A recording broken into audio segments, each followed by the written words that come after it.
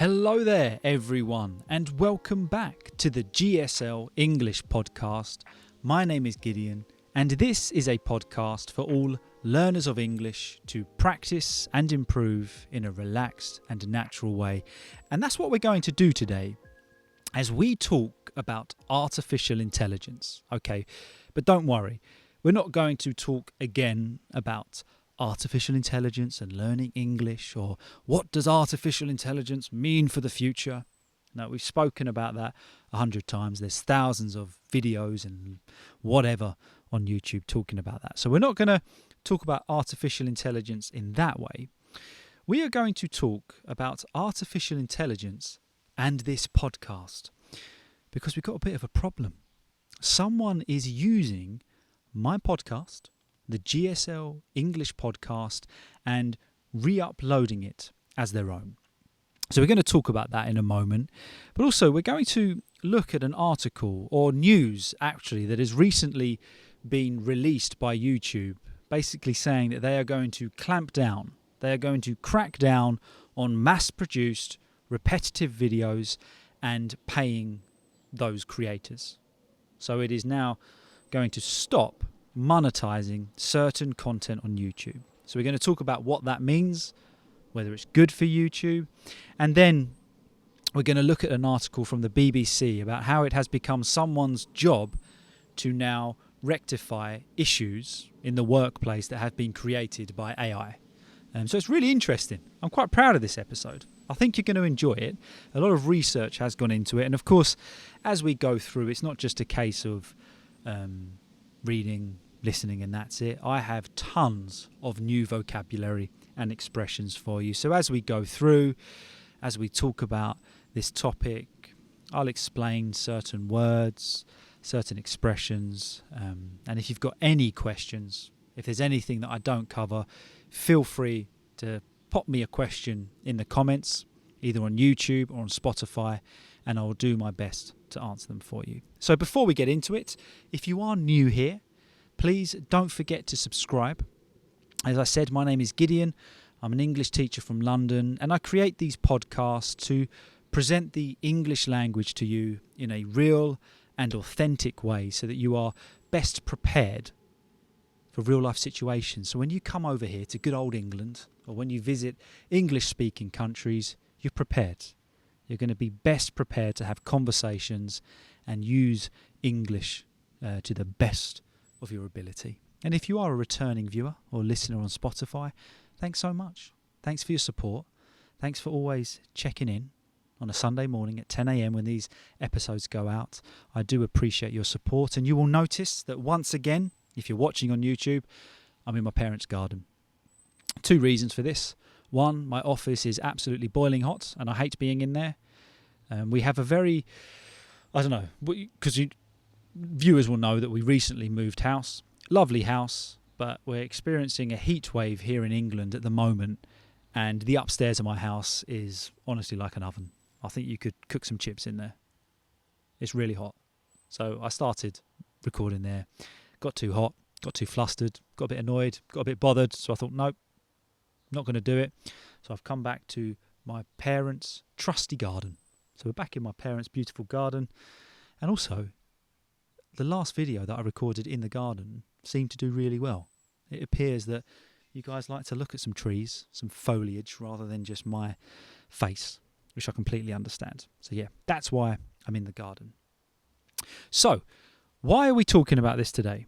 Why are we talking about artificial intelligence? Well, on last week's episode, someone left a comment and they said, Gideon, this link sounds like your voice. Which I thought, oh, that's strange. So I clicked on it, and lo and behold, it was my voice. And then I realised this is my podcast, but it was on another person's channel. And basically what they had done is they had created an artificially intelligent version or image of myself. So you could easily tell that it was computer generated, but it was me. It was just a picture, but it was a tad weird, I'm not going to lie. Ginger hair, ginger beard, glasses. All the description of the video was copied. The title of the video had been copied, and the podcast was exactly the same. It was my voice. All they had done is taken out my name when I do my classic introduction and removed the parts whenever I mentioned the GSL-English Podcast. Now, I'm not going to tell you who this podcast name is because I really don't want to give them any attention, but I do feel that it's out of order. I don't feel that it's right. And I do ask that none of you watch them. Don't even leave a comment saying this isn't your podcast. Just anything like that, just ignore. So in the process, I tried to contact this particular channel. I tried to leave them a nice message, an email saying, look, I understand what you're doing. Imitation is the purest form of flattery, but please stop. I don't give you consent to use my content. That unintentionally rhymed, but I liked it. You don't have my consent to use the podcast. That email got nowhere, so I've reported them to YouTube and blocked them from seeing the podcast moving forward. So that was one thing. And the thing that frustrated me was this channel, I think, is monetized. So they are making money from my content, but there was no credit back to myself. So I checked out other podcasts, not just in the English learning realm or sphere, plenty of other podcasts, and it's so common. People just basically taking someone else's content that they have spent hours putting into. These podcasts, they do take a long time to prepare, to go through, and somebody else has thought, I'm just going to screen record that and then basically sell it as my own. And I thought, that's really not nice. I've got a real issue with that. So then I thought, well, does YouTube pay them? And then funnily enough, that day, YouTube changed their way of monetizing content on the platform. So starting from July the 15th, YouTube is changing the way it monetizes content. And basically this is what it said. So to put it better, I've taken an article from techcrunch.com, which is entitled YouTube Prepares Crackdown on Mass-Produced and Repetitive Videos as Concern Over AI Slop Grows. Okay, so what are we talking about? Well, this article was written by Sarah Perez on July 9th, 2025, and I found out about my podcast being re-uploaded as someone else's on July 5th, I think it was, so quite good timing. But what is YouTube planning to do? Well, YouTube is preparing to update its policies to crack down on creators' ability to generate revenue from inauthentic content, including mass-produced videos and other types of repetitive content, things that have become easier to generate with the help of AI. So YouTube is preparing to crack down. If you crack down on something, you're taking strict, decisive action against it, on creators' abilities to generate revenue, to make money from inauthentic content. And that's the point there, inauthentic. If something is inauthentic, it's not original, it's not genuine. It's often low effort, it's copied, whereas if something is authentic, it's from the source, it's original. So this would include mass-produced, so made in large quantities. There's no uniqueness, it's just churned out kind of on a conveyor belt. So they're trying to avoid that, and repetitive content that is overly similar or repeated in format or message. And the idea here is that they want to become easier. They want to crack down, on people basically just making money from other people's content and really not putting a lot of time into it. And this has become a lot easier to do, to generate this mass-produced, this repetitive content, this inauthentic content with the help of artificial intelligence. And it's true, it is so easy today. You don't have to be a tech whiz. You don't have to be amazing with computers. AI will do it for you. So on July 15th, the company will update its YouTube Partner Program. The YouTube Partner Program, the YPP, is a system that lets creators earn money from ads and other sources. So it's going to update its policies on the YPP monetization policies with more detailed guidelines around the type of content that can earn creators money and what cannot. So basically they said, look, we're going to have to clamp down on this. How creators earn money and how creators do not earn money. We need to clamp down. We need to look at the guidelines, the rules, or the advice that we've given on that. It went on to say that the exact policy language itself has not yet been released, but a page on YouTube's help documentation explains that creators have always been required to upload original and authentic content. The update says that the new language will help creators to better understand what inauthentic content looks like today. So when it talks about policy language, it's the specific wording used in the rules or regulations. So sometimes we take out insurance policies, and you read through the policies, you read through the small print, and the specific wording is what states what is allowed and what isn't allowed. So that hasn't been released yet, but the help documentation, the support or guidance provided by YouTube explains that creators, it's always been a requirement to upload original, authentic content. That's always been a requirement by YouTube. It's got to be original and it's got to be authentic.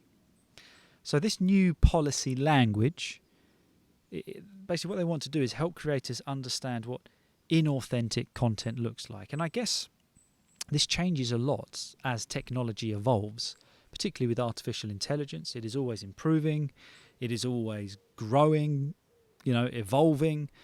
So I guess, the policy language has to constantly change. It went on to say that some YouTube creators were concerned that the updates would limit their ability to monetize certain types of videos, like reaction videos or those featuring clips. But a post from YouTube head of editorial and creator liaison, Rene Ritchie, says that that's not the case. So when this was first released, this update, a lot of people, of course, make money from reaction videos.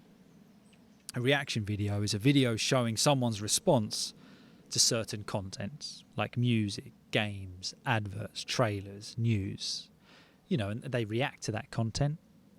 And those videos are entertaining. I particularly like to do it with music. So there's certain artists I like, and I like to watch people's initial reaction to those artists. But for me, that is still authentic. So, you're taking someone's music, but you're not claiming it as your own. You're not saying that I created this music. You are simply responding to that and reacting to that. And that is an authentic process. Or sometimes you get those fail army videos where people send in fail clips. I like watching them. They're a good laugh. So a lot of people thought, well, wait a minute. I make money from that, or I like watching those videos. Does that mean they're going to stop? No. The head of editorial and creator liaison, Rene Ritchie, said that's not the case. In a video update published on Tuesday, Ritchie says that the change is just a minor update to YouTube's long-standing YPP policies and is designed to better identify when content is mass-produced or repetitive. Plus, Ritchie adds, this type of content has been ineligible for monetization for years, and it's content that viewers often consider spam. So he said, look, don't worry too much. This is just a minor update. It's not major, it's small. And it's been long-standing policy for the YouTube Partner Program, long-standing, it's been existing for a while, continuing for a long time, that, mass-produced repetitive content is ineligible, is not allowed to participate or qualify for monetization status. So that is the long-standing policy, that though that content cannot make money. And that's been the case for years. But they're saying something else has got to change, because what Ritchie is not saying, however, is how much easier it is to create such videos these days. So whereas in the past it was quite, you had to put a bit of time in. You had to put a bit of work in to create those videos. Well, with the rise of AI technology, YouTube has become flooded with AI slop, a term referring to referencing low-quality media or content made using generative AI technology. So, of course, artificial intelligence is really just at our hands now, isn't it? So he's saying that YouTube has become flooded, overwhelmed, inundated, or filled up with AI slop. Now, I had to look this term up, AI slop. It is a slang term for cheap, poorly made content produced using AI. Slop. You know, I think you're slopping something on the floor. There's no quality to it. It's not something that you want. So these generative AI systems that create content like text, images, or videos, that's what they're clamping down on, because that really doesn't take any work at all. That is what they want to crack down on paying. For instance, it's common to find an AI voice overlaid on photos, video clips, or other repurposed content, thanks to text-to-video AI tools. Some channels filled with AI music have millions of subscribers. Fake, AI-generated videos about news events, like the Diddy trial, have racked up millions of views. So it gives us an example here that it's common to find these AI overlaid voices on photos or video clips. By overlaid, it's played over something. So you do often get that. I'm sure you can imagine the artificial intelligent voice that kind of everybody knows. Well, it's very common that is just placed over videos. And it's placed over repurposed content, old or borrowed material that is reused in a new way. And they've racked up, they've accumulated, they've gathered, they've had millions of views. Even recently, of course, you had that famous Diddy trial. Well, AI-generated videos have made millions from that. And it's racked up millions of views. But it's fake. It's not real. It's AI generated. So this is where YouTube really wants to clamp down, and I do agree with it myself. Would love to know your opinions in the comments, so please feel free to share them. What's your thoughts on this? Do you think this is good? Do you think this is bad? Do you think we just have to accept that this is the way the world is going? Let me know in the comments. In another example, a true crime murder series on YouTube that went viral was found to be entirely AI generated. 404 Media reported earlier this year. Even YouTube CEO Neil Mohan's likeness was used in an AI-generated phishing scam on the site, despite having tools in place that allow users to report deep-fake videos. So apparently there was a true crime series that recently went viral. If something goes viral, it becomes very popular, very quickly, widespread. Get a viral reel, a viral video. And even in this video, you had this YouTube CEO, his likeness, his image, his voice that resembled him as a real person was used in an AI-generated phishing scam on the site. A phishing scam is a trick to get personal information, like passwords, and sometimes you get those phishing emails, the ones that look like spam. They want your passwords. They want your personal information. But it says, that this is happening despite the fact that they have tools and procedures in place to report these deep fake videos.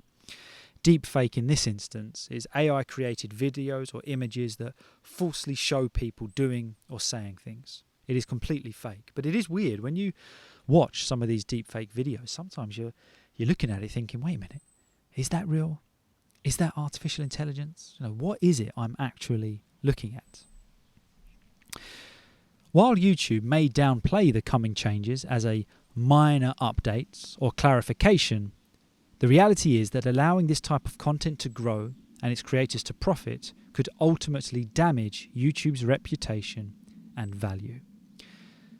So the article kind of concludes here by saying, well, YouTube's trying to downplay these minor changes. To downplay something is to make it seem less serious, to make it seem less important. So YouTube's saying, look, don't worry, just some minor updates, just some clarifications. Just making this a little bit clearer. But I do agree with this, that actually this is a serious matter, because you're starting to get to the point for creators to think, well, what's the point?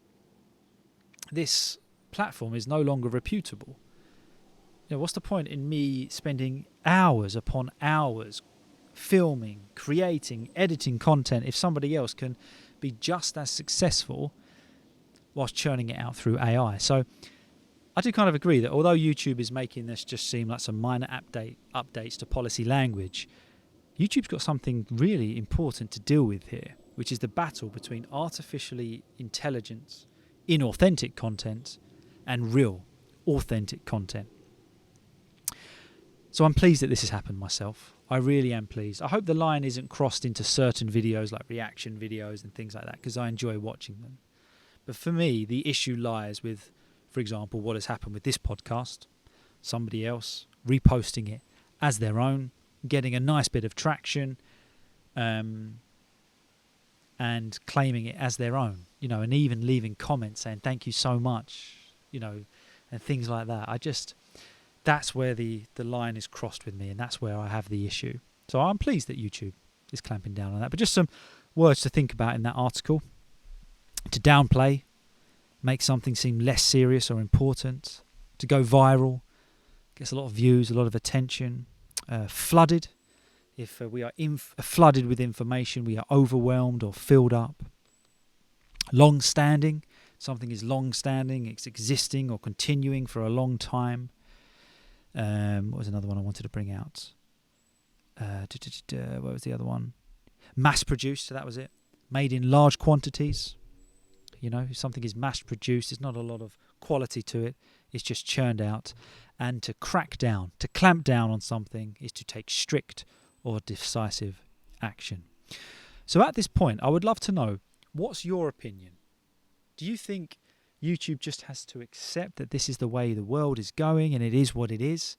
Or do you think, no, there has to be regulations in place? Do you think there has to be guidelines that give authentic content the credit and at certain times the pay that it deserves? But it's interesting, isn't it? We do live in a world where artificial intelligence is, it is happening. And we can't deny that. So we might as well embrace it. We might as well use it to its full potential. So I did some research on that, about artificial intelligence in the workplace. Now, let's be honest. We've all written emails with ChatGPT. Perhaps we've done a certain, article or something with ChatGPT. And we've used it and we've got by. So interestingly, I came across this article from the BBC written by Susan Byrne, which was entitled, "I'm being paid to fix issues caused by AI." I thought that's an interesting kind of idea in itself, that people are now getting paid to fix issues caused by AI. So again, we're going to go through this article. Great vocabulary as we go through, but express your opinions. What do you think about this? And it's also a good little reminder for us that perhaps are working in certain environments, that just show caution when using artificial intelligence in the workplace. Here we go. It reads, "AI is making me extra money," says Sarah Skid, a product marketing manager who writes for tech and startup companies. In May, Miss Skid was approached by a content agency to urgently rework website copy that had been produced via generative AI for a hospitality client. So she says, look, I'm making extra money now because of AI. So she was approached by a content agency to quickly, to get it done now, rework, revise or rewrite a website copy, which is the text on a website, especially for sales or information. And this had been produced via generative AI. So AI had produced this website and it was for a hospitality client. If you're in the hospitality industry, it's like hotels, restaurants and tourism. It was the kind of copy that you typically see in AI copy, just very basic. It wasn't interesting, says Miss Skid. It was supposed to sell and intrigue, but instead it was very vanilla. So she said, this is exactly what you see with artificial intelligence in this line of work. It had this purpose of selling, intriguing, creating interest, creating demand, but there's nothing to it. It was basic. It wasn't interesting. She said it was very vanilla. If we describe something as vanilla, it's dull. It's not very exciting. So Miss Skid spent about 20 hours rewriting the copy, charging $100, that's £74 an hour. Rather than making small changes, she had to redo the whole thing. So, got this copy, this company decided to get artificial intelligence to do. It needed rewriting, it needed redoing, to start over, to make something again, which she did. But this took 20 hours at £74 an hour. Any mathematicians out there? Let me know how much money that is. But it's about $2,000. Miss Skid, who lives in Arizona, is not worried that businesses are switching to AI, like ChatGPT, rather than using copywriters like herself. So at this point, a copywriter is people who write text for marketing or advertising purposes. So she says, I'm not worried about artificial intelligence. Because a lot of people do say, don't they, that with artificial intelligence growing, that a lot of jobs are not safe, that it will replace a lot of jobs. But she says, no, I'm not worried about it. I'm not worried about ChatGPT taking my job. She says, maybe I'm being naive, overly trusting, or not fully aware of the challenges and changes in place. But she says, I think if you are very good, you won't have trouble. So she's saying, maybe I'm being naive. Maybe I'm not being truly open-minded to the current situation. But I'm not worried about artificial intelligence. For now, she's hearing of writers whose main role now is to fix copy churned out by AI. If something is churned out, it's produced quickly and in large quantities. McDonald's churns out hundreds and thousands of burgers a day. Things like that. Churn out, produce quickly, but often in low quality. Someone connected with me and said that was 90% of their work right now. So it's not only me making money off such mistake or a poor decision, there's other writers out there. So she says, look, there's other writers out there now making a large portion of their income is from mistakes that have been created by using artificial intelligence and programs of the like. She says, Miss Skid is certainly not anti-AI. She's not against it and believes that it can be an excellent resource. It's a helpful tool or support, which I completely agree with. I'm not anti-AI at all. In fact, I use it a lot for just checking my grammar, my spelling mistakes and certain things. And in its right place, within balance, it is a superb resource that can be utilised and help us to be better. She goes on to say that my husband and son are dyslexic. If we are dyslexic, we have difficulty reading or processing written languages. Often one that is dyslexic, when they are reading, kind of the letters jumble around on the page. Or when they're writing, it's very difficult to formulate full sentences. So she says, look, my husband and son are dyslexic, and writing for them is very difficult. Anything to help somebody to write can be life-changing, which artificial intelligence, ChatGPT, it gives the opportunity for ones like that to be able to write, so they can put in their thoughts, what they want to say, and it creates opportunities that they perhaps wouldn't have had before.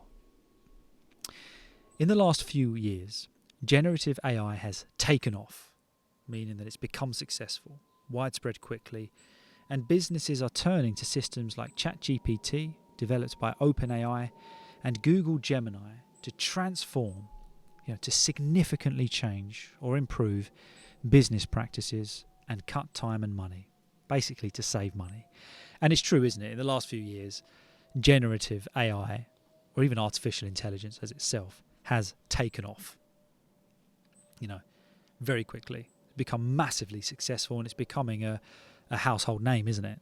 It's something that we use every day almost, just like the internet. More than a third, 35%, of small businesses plan to expand AI use within 2 years, rising to 60% among those aiming for rapid sales growth, according to research by the Federation of Small Businesses. So when it says that they want to expand AI use, they want to use it more, adopt more AI tools and processes. She said, though, however, Some businesses are rushing in. They're starting too fast. They're jumping in the deep end without enough preparation. They're rushing in, and as Miss Skid shows, it can often create more work and costs than originally intended. If we rush into something, we do it without enough thought, without enough consideration, without enough planning. Certainly, that's the experience of Sophie Warner, co-owner of Create Designs, a digital marketing agency in Hampshire in the UK. In the last 6 to 8 months, she has seen a surge or a sudden increase in requests for help from clients who have turned to AI for a quick fix, but have run into problems. If we want a quick fix, it's an easy option. It fixes things quickly, but often a quick fix is not always the best solution. It's not always the most reliable solution. For example, if your exhaust falls off your car, a quick fix might be to use a little bit of rope, a little bit of string, just to hold it in place until we get home. That's not a permanent solution, but it quickly fixes the problem. Well, she says here that she's getting hundreds of requests from clients who turn to AI to quickly fix their problem, but often it just masks it. It doesn't go in deep and solve the issue at a core level. And because of this, they're running into issues. She said that before, clients would message us if they were having issues with their sites or wanted to introduce new functionality. By functionality, we're talking about features or capabilities of a system, says Miss Warner. Now, they're going to ChatGPT first. So this is the change in people's perspective. So rather than contacting the professionals like we used to, people's first port of call, or the area that people go to first, is now artificial intelligence. Miss Warner says this has led to clients adding code to their website that has been suggested by ChatGPT. This, she says, has resulted in websites crashing, going offline, breaking, going down, and clients becoming vulnerable to hackers. If we're vulnerable, we are at risk, especially of being attacked or harmed. And this is true that because they are using code written by ChatGPT, where they're opening themselves up to potential issues. They are making themselves vulnerable. She points to one client who, instead of manually updating their event page, which she says would have taken 15 minutes, instead turned to ChatGPT for easier instructions. So it's one client, 15 minutes, could have manually updated what they needed to. Something is done manually. We're talking about it being done by a human, not automatically by a machine or AI. Taking 15 minutes. But instead, it's that reaction now to chuck it to ChatGPT. The error ultimately cost them about £360 and their business was down for 3 days. It was down. The website's operations were offline, unavailable. That's a costly mistake, isn't it? Miss Warner says it also happens to larger clients too. We are spending more time educating clients on the consequences, the outcomes, the results, often negative ones, of using AI. We often have to charge an investigation fee to find out what has gone wrong, as they don't want to admit it. And the process of correcting these mistakes takes much longer than if professionals had been consulted from the beginning. So they have to charge this kind of initial investigation fee, the cost of looking into the problem or the area, because they don't want to admit that they went for that quick fix. They went to artificial intelligence or ChatGPT. They don't want to admit that. So there's a little bit of a stigma there, isn't there? There's a little bit of a mindset of not admitting that they went to ChatGPT. Professor Feng Li, Associated Dean for Research and Innovation at Bayes Business School, says some businesses are too optimistic about what current AI tools can do. If you're optimistic, you've got a positive view on it, which is a good thing to have. The opposite would be pessimistic. But they're too optimistic. They've got too much confidence. They've got too much trust without seeing the potential problems, without seeing the potential issues that can come from using AI. He points out that AI is known to hallucinate. In AI terms, when it hallucinates is when it makes up information that sounds real but isn't. It's known to hallucinate, to do that, to generate content that is irrelevant, made up, or inconsistent. He says that human oversight or supervision is essential, and that's where I agree. We've seen companies generate low-quality website content or implement faulty code that breaks critical systems. Faulty code is programming that it doesn't work as intended. It's faulty, it's broken, it's not working. Poor implementation can lead to reputational damage and unexpected costs, and even significant liabilities, often requiring rework by professionals. So poor implementation, so putting these things into practice, can lead to reputational damage, and that is harm to how people see your business, the damage of your reputation, or even significant liabilities, legal or financial responsibilities. And when you think about it, it's a lot, isn't it? To throw all of your trust into that. Perhaps if you've got a website that is selling products from other companies, they are dependent on your website. Well, if that goes down, your reputation also goes down, and you might have some issues contractually. In Gujarat, in northwestern India, copywriter Kashish Bharat says she has been editing content written by AI for US-based clients to make it appear more human and remove sentence patterns, different structures of sentences that make it sound like AI. Despite the often poor quality of the content, she says clients are becoming used to the speed of AI, and that is creating unrealistic expectations. So despite the poor quality of the content that it creates, clients are getting used to the speed at which it can create content, even if it's not of quality. So this is creating unrealistic expectations when it is done from a human. If you have an unrealistic expectation, it's hoping for a result that really is not reasonable. It's not likely. So you've got ones that are using ChatGPT, using artificial intelligence. Of course, it generates it quickly, but they want that to also be the case with professionals that are doing it. AI really makes everyone think it's a few minutes' work, says Ms. Barrett, who says clients are using OpenAI's ChatGPT.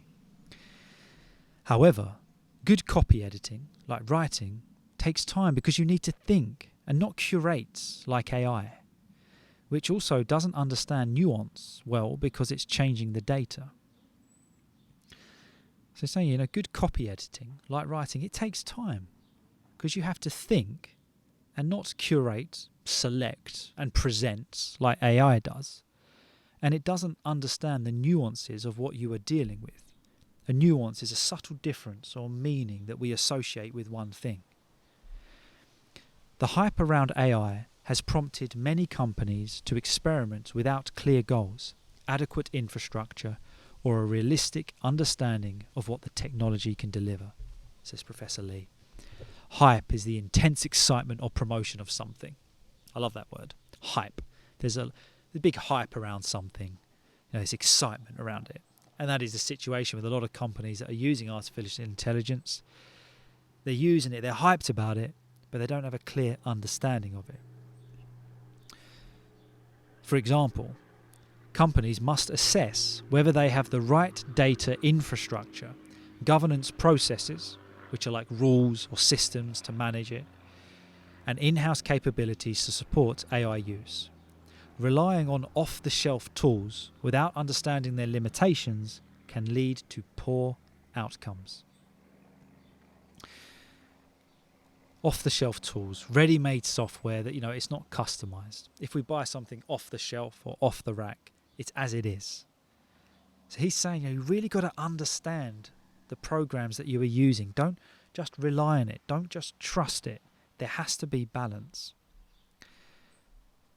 OpenAI says that ChatGPT can help with a wide range of tasks, but results vary depending on the model used, the user's experience working with AI, and how the prompt is written. Each of our models has different capabilities for completing different tasks. Is Warner worried about the impact of AI If, as expected, it rapidly improves? Yes and no, she says. While it seems like a quick and inexpensive option, AI rarely takes into account unique brand identity, the personality and the image of the company, the target demographics, the group of people or service that it's aimed at, or conversion-focused designs that encourages users to take action. As a result, much of the output looks generic and can actually damage the brand's reputation or effectiveness. She adds, while AI can be a helpful tool, it simply cannot replace the value of human expertise and context in our industry. Human expertise is the deep knowledge and skill from real people. So she says it's a superb tool, but we still need humans. We need that human expertise. I just think that's such a brilliant article. And I think it really does highlight the need that, particularly in businesses, don't rush in. Don't jump in at the deep ends when it comes to artificial intelligence and using ChatGPT. True, it is a fantastic source. It is brilliant. And the resources that it provides are superb. But we've got to really think about how we use it. And is it worth still just paying a little bit more money to have a professional do something correctly? So I just thought it was quite interesting. 2 takes on artificial intelligence there, that while it is a superb source, one, companies like YouTube and things like that have to manage the way that it treats inauthentic and authentic creators. Ones that put in the time, put in the effort, the hard work, the sweat and the tears into their content. They should always have preference and gain more. Secondly, when it comes to work, business, it is a superb tool, but artificial intelligence is not always the solution. It's not always the fix. So there you go. I hope you enjoyed that episode today. A lot of vocabulary. If you're watching on YouTube, you can go through all of that again and read it through it with me. I'm trying to still find a way of being able to have you access these PDFs that I create, and I just don't know how to do it. Maybe I should ask AI. Maybe that's my answer. But yeah, if you've got any suggestions on that, please do let me know.